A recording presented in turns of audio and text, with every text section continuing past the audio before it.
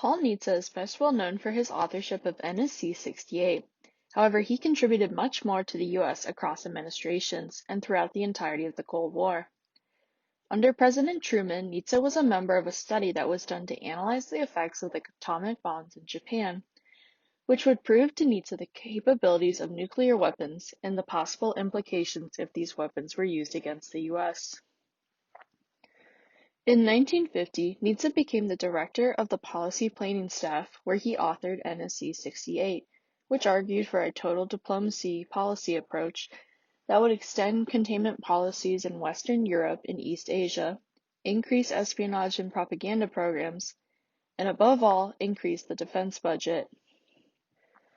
Outside of government during Eisenhower's presidency, Nitze was a part of the 1957 Gaither Committee, which claimed that the U.S. survival was in jeopardy due to its inferior weapons. During the Kennedy administration, Nitze became the Assistant Secretary for International Security Affairs and was a member of ExComm. In 1963, LBJ made Nitze the Secretary of the Navy, where he began work to limit the Soviets' first strike capability with their ICBMs. In 1967, he was promoted to Deputy Secretary of Defense, and in the first SALT negotiations began to unravel the issue of ABMs. Throughout the Carter administration, Nitze worked again as a private citizen and as a civilian advisor for the CIA in Team B, while also establishing the Committee on Present Danger, whose membership also included Ronald Reagan.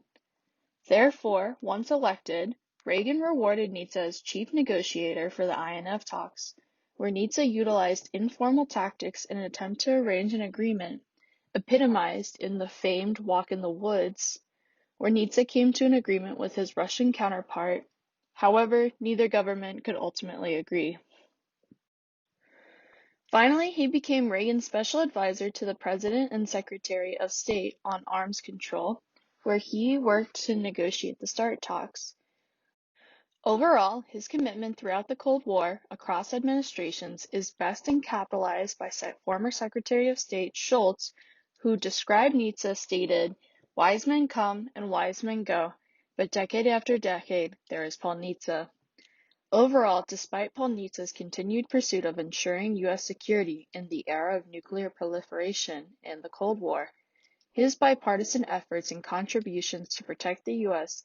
largely remains obscure regardless of his devotion to the mission.